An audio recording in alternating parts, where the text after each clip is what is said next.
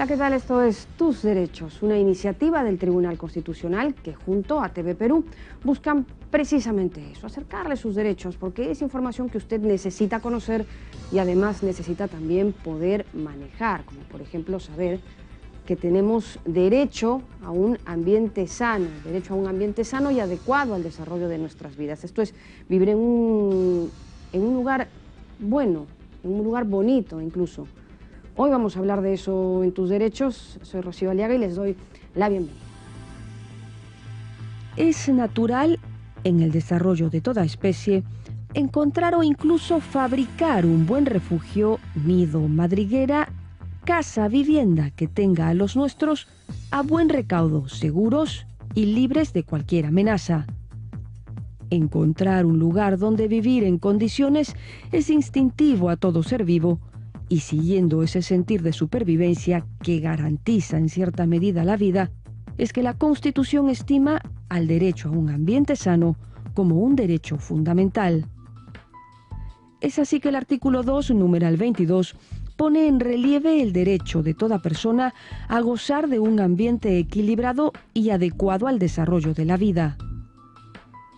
Sin embargo, eso que todos percibimos como justo y natural, muchas veces nos es ajeno como derecho y terminamos conviviendo y permitiendo temas de contaminación, desde ambiental, visual hasta sonora, y otros riesgos que vulneran directamente este derecho fundamental. Esto es, podemos por un lado sentir la polución y aires ácidos y levantar la voz por ello, y está bien, pero podemos convivir y contribuir también a bocinazo limpio o con alarmas imprudentes e inútiles, con el ruido en las calles y soslayar la publicidad informal que desborda y abruma las mismas. El ambiente sano involucra muchísimos temas, todos orientados a garantizar un sano desarrollo. Pero eso pasa por un tema de educación e información que muchas veces no alcanza el estándar de lo que todos debemos entender y defender al comprender un ambiente sano. El caso que veremos hoy es el de un grupo de ciudadanos que se opone a la construcción de una planta de tratamiento de aguas residuales para reuso en parques y jardines de su misma zona en el Callao. Ellos alegan que la construcción está muy cerca al área donde residen y reclaman ver el estudio de impacto ambiental. Mientras, por su parte, la municipalidad emplazada responde que la construcción de la planta tiene por propósito reducir el nivel de contaminación que actualmente existe en el Callao como consecuencia precisamente del riego de parques con agua que no es bien tratada. Refieren que el proyecto busca captar aguas residuales domésticas de la red de Sedapal para tratarlas adecuadamente en beneficio de los mismos vecinos que reclaman. Veamos cómo fundamenta y cómo sentencia el Tribunal Constitucional frente a este desencuentro. Y ese era el informe que siempre nos ayuda a poner en contexto el tema, hoy conversando acerca del derecho a un ambiente sano.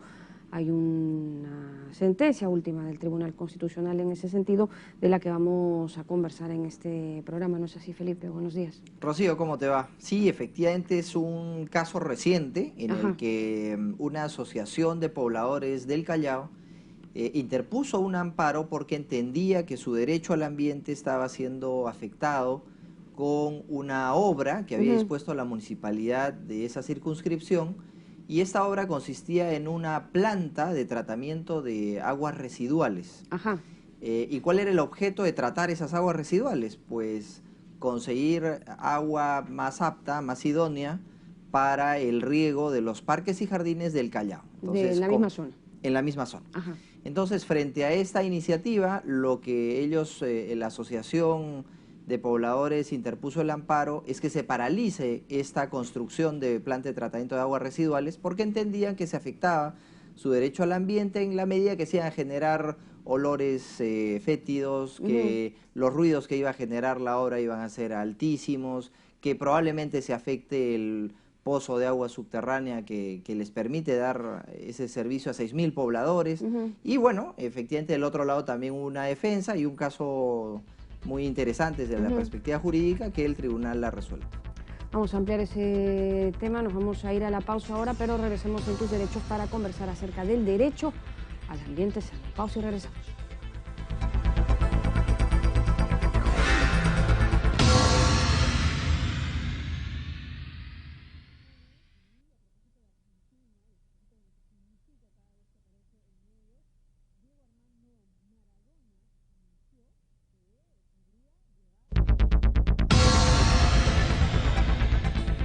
Estamos ya de regreso en Tus Derechos esta mañana comentando acerca del derecho al ambiente sano, porque resulta que tenemos derecho a vivir en un ambiente sano y adecuado al desarrollo de nuestras vidas. Para ampliar este tema nos acompaña ahora el doctor Iván Lanegra, profesor de la Universidad Católica, a quien damos la bienvenida a nuestro programa. Doctor, bienvenido.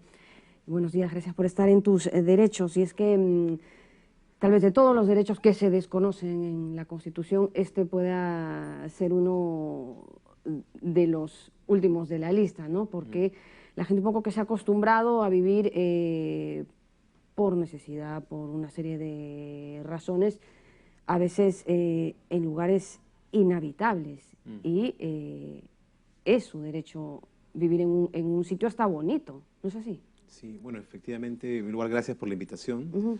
Y es cierto, ¿no? En la Constitución del año 93 se incluyó una referencia al derecho al ambiente como un derecho fundamental de las personas. Y el día jueves, ¿no? Se han celebrado también 10 años de la promulgación de la Ley General del Ambiente, la norma que desarrolla este derecho que se encuentra en la Constitución. Y efectivamente es uno de los cuales, por fortuna, recientemente ha habido un proceso de mayor conciencia sobre su existencia y la prioridad que debe tener en el desarrollo de las políticas de los estados, ¿no? Y en el caso del Perú en particular, ¿no? Eso se expresa en un conjunto de políticas, como la creación en el año 2008 del Ministerio del Ambiente, ¿no? O la creación de una serie de instituciones y de instrumentos que están orientados a asegurar que las personas gocen efectivamente de un derecho al ambiente de buena calidad, un ambiente sano, un ambiente saludable, donde puedan vivir no solamente ellos, sino también las generaciones futuras, porque claro, es lo que se denomina un derecho transgeneracional, ¿no? Es que no solamente es importante para las personas que viven hoy, sino también deben serlo para aquellos que vivirán en unos años más. Claro, lo que pasa es que uno no puede exigir lo que no conoce y en ese sentido pues la gente ni siquiera lo denuncia, cree que es normal, por ejemplo, por citar uno de tantas situaciones, las personas que viven cerca a estos lugares que los acaban utilizando a lo mejor para sacar piedra de construcción, piedra grava, arena fina, qué sé yo, y acaban pues viviendo al lado de unos socavones terribles que a lo mejor y levantan polvaredas,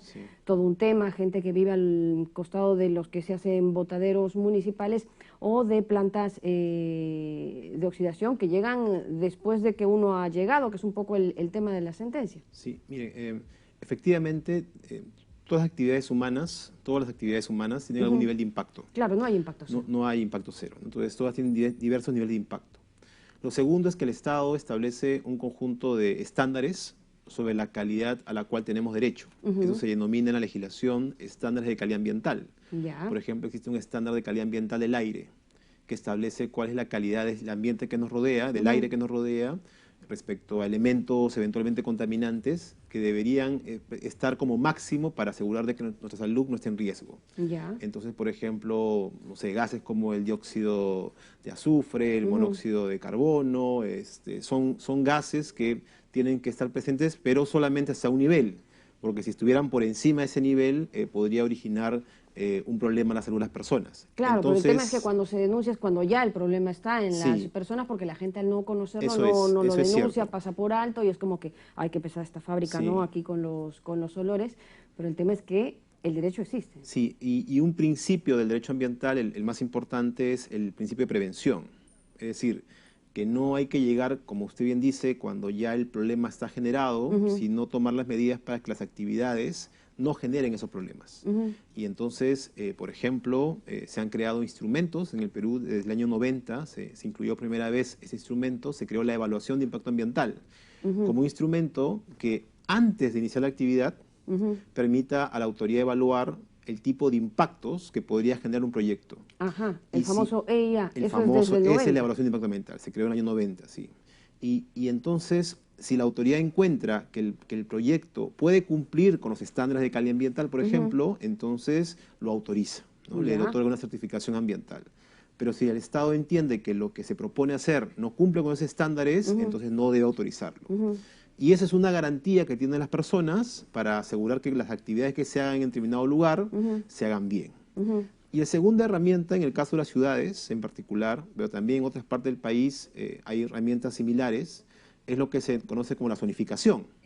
Ajá. Es decir, cada actividad debe tener un lugar donde desarrollarse. Claro. Entonces, por ejemplo, si es una actividad industrial, tienen que haber zonas de la ciudad en donde se desarrollen esas actividades. Si tienes una actividad comercial, otras áreas. Si es una zona residencial, es otro tipo de área para otro tipo de posibles usos. Entonces, cada una de esas actividades tiene como su propio ámbito de acción. Claro, pero eso ya son criterios de ordenamiento territorial y Exactamente. de hecho ahora mismo todas las regiones lo tienen. Un poco que nos estamos formalizando, ¿no? Nos estamos adecuando a lo que usted comenta, pero ahora mismo ya las ciudades están enormes, han crecido de tal manera que hasta antes del 90 ya tenían pues fábricas y cosas de helado. ¿Y qué se hace con todo eso que se hizo antes del EIA y demás criterios? Sí, hay algunas áreas en las cuales ya se han establecido planes para una reubicación de algunas instalaciones. Por ejemplo, fábricas que estaban ubicadas en zonas que ahora, por el desarrollo de las ciudades, Están dentro de están zona en urbana. centros de zonas urbanas, residenciales o comerciales, entonces han empezado a moverse fuera de la ciudad, ¿no? Ajá. Algunas otras no, porque los costos a veces de ese traslado eran muy importantes, y entonces eso ha demorado la decisión. Pero la idea es que eso, en los casos donde ya no hay posibilidad, digamos, de hacer una reubicación, sí asegurar que la actividad se desarrolle siguiendo los estándares más exigentes posibles. Pero lo ideal, digamos, lo que debería ser la forma correcta de manejar estos temas es que la zonificación esté presente de forma previa a las decisiones sobre ocupación del territorio. Y el otro tema que ocurre también es que a veces sí se hace esa zonificación, se ubica un área, por ejemplo, industrial o de otro tipo de actividad, pero luego es rodeada nuevamente por actividades porque la propia autoridad no garantiza que estas actividades que están alrededor de la actividad industrial estén debidamente, digamos, garantizado, ¿no? Una ocupación que no sea conforme a esta zonificación. Entonces terminas con industrias rodeadas de población y luego esa población exige que esa industria se vaya. Claro. Entonces, claro, eso tampoco es correcto. Entonces debemos conseguir ambas cosas, ¿no? Una zonificación bien hecha, autorizar solamente actividades que correspondan a esa zonificación y luego también evitar que personas pues ocupen áreas, a veces porque es interesante por el punto de vista económico, que terminen generando problemas de gestión, ¿no? Que luego haya que resolver mediante, digamos, el traslado de actividades, cosa que, como digo, no es la manera más eficiente de hacerlo. Claro, o expropiaciones y tantas otras cosas que se dan. Pero lo cierto es que el derecho existe y se tiene que conocer, ¿no? Tenemos derecho a vivir en un ambiente sano, adecuado al desarrollo de nuestras vidas y en ese sentido se debe exigir. Claro, que hay que formalizar tantísimo, como usted dice, a veces se zonifica el tema, se genera un parque industrial y luego pues alrededor vienen a vender la comida, ¿no? Sí. El menú para la gente que trabaja en estas fábricas y luego se acaba invirtiendo los papeles. Puede pasar, pero bueno, yo creo que ha quedado claro en todo caso. Le agradecemos mucho haber estado con nosotros, su doctor Iván La Negra, profesor de la Universidad Católica. Nos vamos a ir a la pausa en Tus Derechos, pero regresamos para seguir comentando sobre el derecho a un ambiente sano. Pausa y regresamos.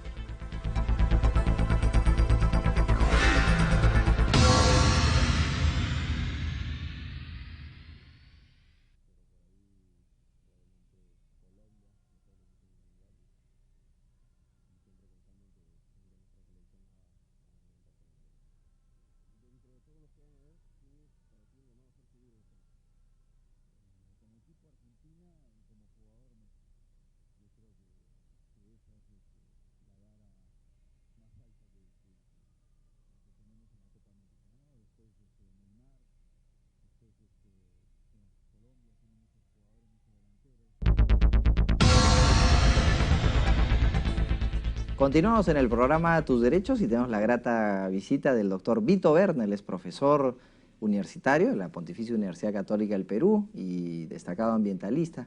Con él vamos a desentrañar la sentencia que acaba de dictar el Tribunal Constitucional sobre el derecho a un medio ambiente sano y ecológicamente equilibrado. Bienvenido, doctor Berna. Gracias, encantado de estar aquí. Al contrario, qué ocurrencia.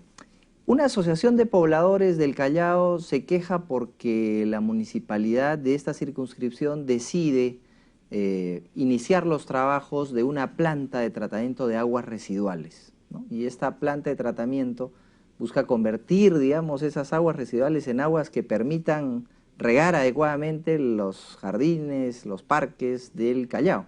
Sin embargo, la gente reacciona y dice, ¿por qué tan cerca de mi casa? La construcción de esta planta va a ser muy cerca de la asociación donde vivimos.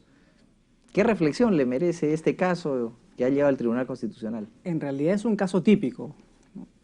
En doctrina se conoce como los típicos conflictos NIMBY, ¿no? Not in my backyard, ¿no? O sea, no en mi patio trasero. Claro, puede ser en cualquier lado, pero no al lado de mi casa. Estos conflictos son típicos en el sentido de que la población que se opone es consciente de que es una obra que es positiva para la comunidad, ¿no es cierto?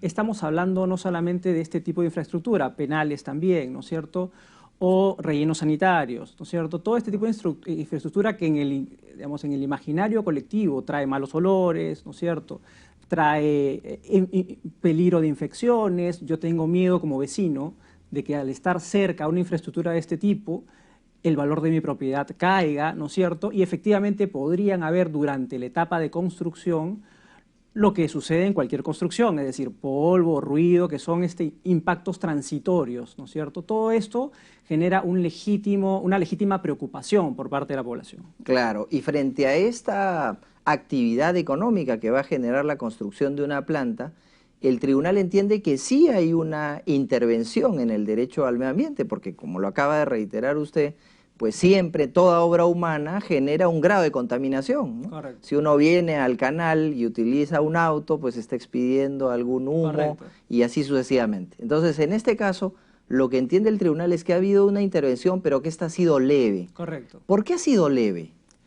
Ahora, el tribunal, digamos, considera que esto ha sido leve porque ha pedido una serie de informes a las autoridades competentes, autoridades ambientales competentes, que con ocasión del estudio de impacto ambiental o del estudio ambiental que debe presentar el privado y que debe ser evaluado por una autoridad pública, esta autoridad pública primero le dijo, en este caso a la municipalidad, que su obra y la intervención y las medidas de mitigación de impacto eran suficientes y que la obra era ambientalmente viable. De acuerdo. Y entonces se pide una certificación ambiental, que es un acto por el cual el Estado, luego de evaluar un proyecto, determina que el proyecto y sus impactos son ambientalmente viables, ¿no es cierto? Y entonces el tribunal, digamos, es un órgano técnico en términos jurídicos, pero en términos ambientales está supeditado a la opinión técnica, claro, ¿no es cierto?, claro, de los especialistas. Y en este caso era el sector vivienda, porque era una obra de saneamiento y le corresponde al sector vivienda. El sector vivienda emitió un informe en el sentido de que los impactos, que los habrán, serán transitorios, y luego no van a haber malos olores por una serie de consideraciones del propio proyecto, ¿no es cierto? Claro, que estaba, creo que podían aislar el olor, sí, un tema térmico y correcto, hermético. Correcto. Además no iba a ser iba a ser un tratamiento aeróbico, ¿no es cierto? No iba a haber digamos, hay dos tipos de tratamiento, el aeróbico y el anaeróbico, ¿no es cierto? Esto en cuestión de los olores, me parece. De los olores, sí, porque claro, las aguas residuales tienen mucha materia orgánica y esa materia orgánica al entrar al podrirse, ¿no es cierto?, generan malos olores. Pero en este caso el proyecto había sido diseñado de tal manera de que se garantizaba, ¿no es cierto?, y aquí es importante recalcarlo, es un proyecto que es garantizado. Mañana más tarde eso será una realidad y habrá que ver si lo que se garantizó se cumple, claro, ¿no es cierto? Y eso ya es otro tema, ¿no es cierto? Porque esta obra, como todas otras, va a ser fiscalizada de manera de que lo que se dijo en el estudio de impacto ambiental se cumpla y luego lo que se prometió se cumpla. Entonces, en realidad, es durante toda la etapa de que hay una supervisión estatal para precisamente preservar el derecho al medio ambiente que todos tenemos, ¿no es cierto? Y ante estos informes que efectivamente los dicta el área de saneamiento del Ministerio de Vivienda, Construcción y Saneamiento, valga la redundancia, la parte demandante de hecho interpone también o presenta algún informe por su parte, fruto de naturalmente de una obra generada por una consultora privada que tiene todo el derecho, la asociación, de presentar los resultados de esta consultora, y la consultora detecta algunas deficiencias en todo este trámite previo.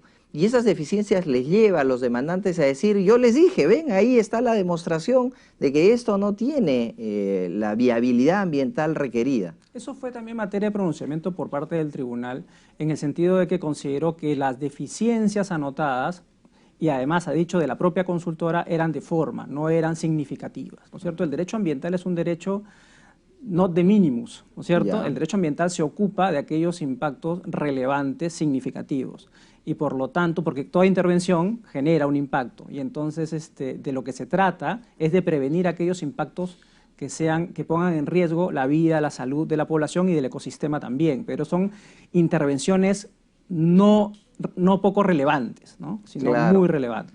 Por ejemplo, creo que decía en alguno que faltaba determinar la orientación del viento, ¿no? Entonces, bueno, si la orientación del viento va de manera norte a sur, debieron poner eso, no lo pusieron, entonces se puede subsanar, ¿no? Claro, pero en realidad, si tú tienes un proyecto en el cual dices que no va a haber emisiones de gases, ni va a haber emisión de ningún tipo de partículas, porque es un proyecto hermético, en realidad la dirección del viento, no soy un técnico, pero podría no ser tan relevante, ¿no es cierto? No podría ser tan relevante como, por ejemplo, cuando tú tienes una emisión puntual, permanente, ¿no es cierto? En ese momento sí la pluma la pluma de la emisión sí es relevante para ver hacia dónde se dirige con mayor preponderancia, pero en este caso no hay una emisión que sea parte del proyecto. Y qué interesante también que la propia consultora, resguardando su prestigio, ¿no?, más allá de que ha detectado ciertas deficiencias, al final emite una conclusión que probablemente no haya sido del completo agrado de la asociación demandante, porque concluye la consultora diciendo, este proyecto pues no afecta gravemente el ecosistema, ¿no? Entonces uno se pone a pensar, cuando siempre piensa en los peritajes de parte, qué bueno encontrar gente que cuida su prestigio y que lo que cita en su informe pues es realmente responsable con lo que piensa. Eso es lo éticamente correcto y lo legalmente exigible, ¿eh? Porque también la norma establece que lo que hace la consultora por encargo del privado la compromete a ella también, no solo en su prestigio, sino por los posibles impactos ambientales que se den ya cuando el proyecto esté en construcción o operación. Entonces la consultora no solo lo debe hacer por un tema de prestigio y ética, sino además porque su responsabilidad está ligada a la del proyecto. Un buen apunte. Y además hay que decir también que una vez que en el tribunal hace notar que esta intervención es leve porque el ruido es temporal, porque los olores están herméticamente controlados, qué sé yo, también dice que esta obra, esta planta de tratamiento va a buscar reducir el nivel de contaminación del Callao. Entonces estamos ante un objetivo constitucionalmente legítimo. Correcto, pero siempre hay que tener en cuenta a los vecinos de la obra, ¿no es cierto? Ellos también tienen el derecho a un medio ambiente, es un derecho de todos, ¿no es cierto? Y por lo tanto, este derecho se tiene que vigilar durante todo el tiempo, ¿no es cierto? Si se dijo que no van a haber olores, no deben haber olores, ¿no es cierto? Claro. Si se dijo que la construcción iba a ser temporal, tiene que ser en los plazos establecidos. Y entonces aquí las autoridades tienen que estar muy vigilantes, porque el derecho al medio ambiente en realidad termina afectando muchos otros derechos, ¿no es cierto? La tranquilidad, ¿no es cierto? La salud, ¿no es cierto? La integridad psicológica y otros muchos, ¿no es cierto? Entonces es bien importante que el sustrato donde se gozan todos los derechos esté bien, ¿no es cierto? Y ese sustrato es el ambiente. Muy bien, agradecemos mucho al doctor Berna por esta participación tan didáctica que nos ha permitido tener noticia de esta sentencia del Tribunal Constitucional, y los dejamos con las frases del programa. En la Constitución del año 93 se incluyó una referencia al derecho al ambiente como un derecho fundamental de las personas. En el año 90 se incluyó por primera vez la evaluación del impacto ambiental como un instrumento que antes de iniciar la actividad permita a la autoridad evaluar el tipo de impacto que podría generar un proyecto. La población que se opone es consciente que es una obra que es positiva para la comunidad. El Estado, luego de evaluar el proyecto, determina que el proyecto y sus impactos son ambientalmente viables. Las autoridades deben vigilar durante todo el tiempo de la construcción que se cumpla lo establecido en el proyecto. Muy bien, esas eran las impresiones u opiniones de los invitados de nuestro programa, que bueno, han traído también algunos datos a sumar, ¿no? Como por ejemplo el doctor La Negra, que nos comentaba que recién en el 90 es que se incluye el estudio de impacto ambiental, y hasta antes de eso, ¿cómo se haría, Felipe? Bueno, Rocío, se trata de un derecho de relativamente poca vigencia en cuanto a su incorporación en el derecho. Toda la vida hemos tenido el derecho al medio ambiente, pero probablemente no se tenía conciencia de esto, ¿no? Y ahora es un derecho que inclusive trasciende lo individual y permite que su actuación pueda ser protegida de manera colectiva, ¿no? Tan es así que hemos visto en este programa una demanda interpuesta por una asociación de pobladores. Y uno diría, pero la asociación, ¿cómo defiende un derecho que es de quién? ¿Del vecino 1, del vecino 2? De todos los vecinos. Es de todos los vecinos el derecho al medio ambiente, es un derecho, como se le conoce, de interés difuso, porque está difuminado, está esparcido, ¿no? Y de esa manera, efectivamente, tenemos que es un derecho de muchísima, además, actualidad y vigencia en un país como el nuestro, que es conocido por la amplia biodiversidad que maneja, y en buena hora que los ciudadanos sepan que tienen este derecho y que ejerzan los mecanismos necesarios como para protegerlo. Claro, porque a veces está la sensación de injusticia, ¿no? Pero en este caso ese es el nombre, se está vulnerando el derecho a un ambiente sano. Y con eso llegamos al final de nuestro programa hoy, pero siempre les recordamos que cualquier comentario, sugerencia que ustedes crean, estimen, pueda ser tema o conversarlo aquí en el programa, lo puedan hacer llegar a través de nuestras redes sociales. Continúa en TV Perú, mucho más que ver. Chau, chau.